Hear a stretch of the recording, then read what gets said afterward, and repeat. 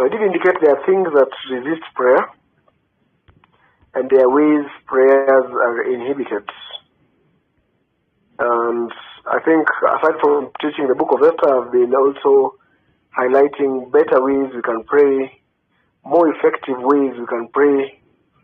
And yesterday we talked about ascending in prayer. So one of the things that the Lord reminded me to teach is that yesterday we did mention that the Lord knows our needs. We did mention that the Lord knows our needs and that we transact with Him in a place of prayer. But there's a word I wanted to mention here is that all prayers are heard by God. All prayers are heard by God, but it is not every prayer that has the capacity to transact with God.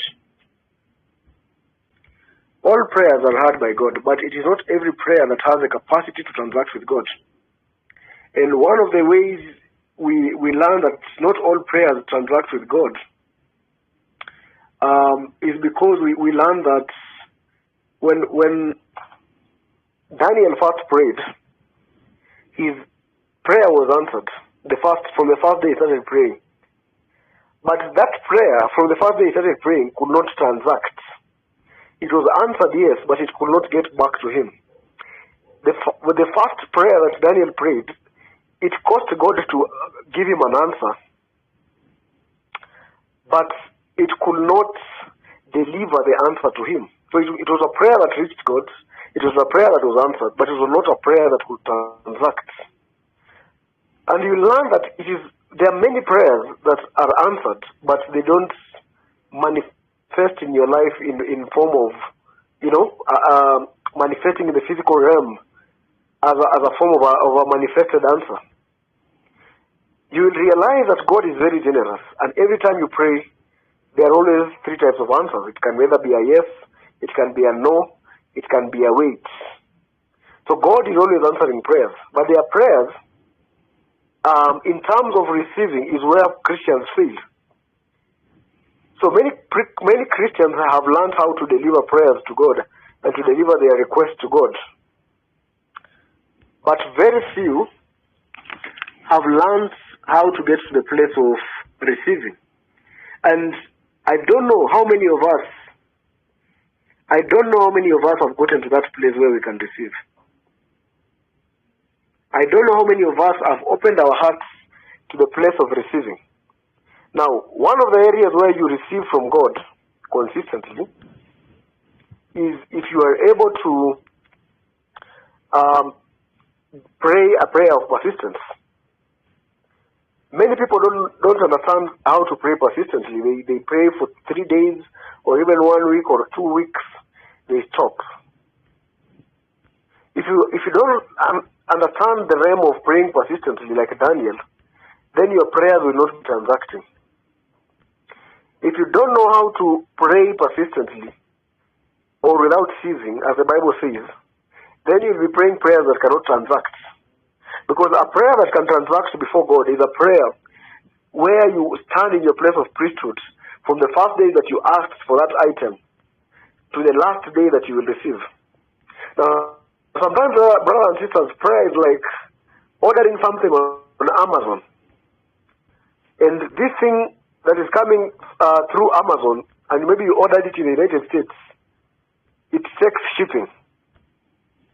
And it can take some time on the sea before it gets to you.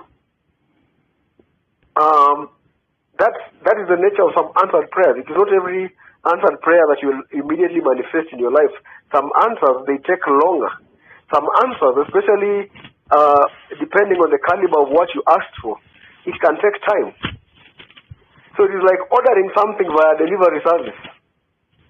But the difference is, this delivery service, if you stop praying, it stops coming. If you stop praying, it stops coming.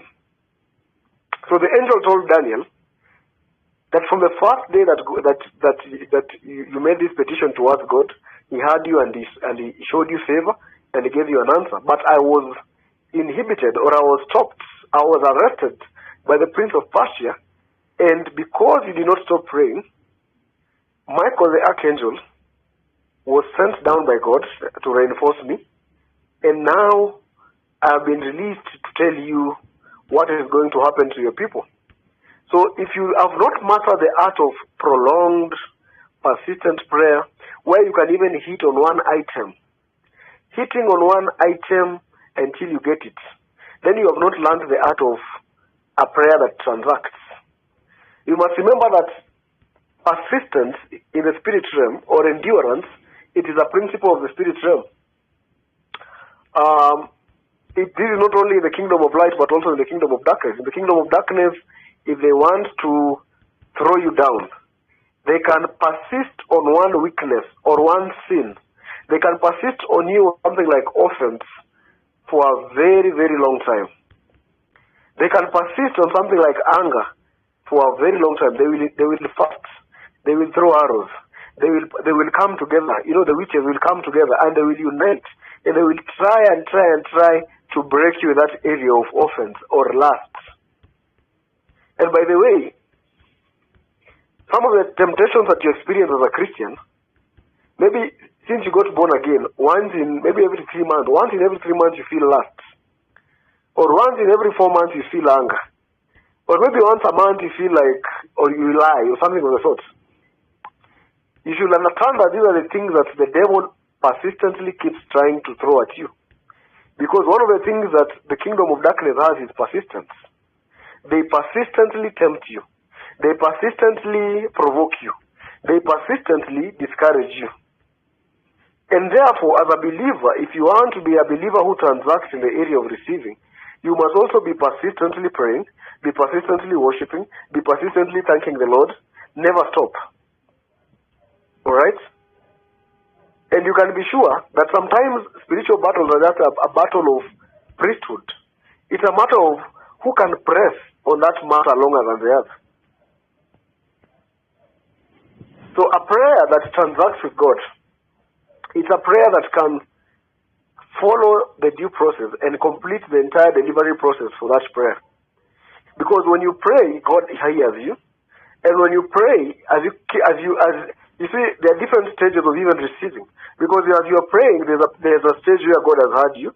And as you keep on praying, there's a stage where God releases his answer. And as you keep on praying, there's a stage where that answer is being delivered. And as you keep on praying, there's a stage where the angel who delivers your prayer is able to bring bring down your answer. And as you keep on praying, there's a realm where that answer is still being processed even here on earth, and you can see it growing, you can see it maturing. And as you keep on praying, the Lord keeps adding on to what he already gave you. So when you think about receiving from the Lord, you have to transact with the Lord in the place of prayer in terms of persistent prayer. For example, if you pray to God for the gift of, let me give an example. If you read the Bible, you realize that there are many people God raised. For example, God raised Saul to be king.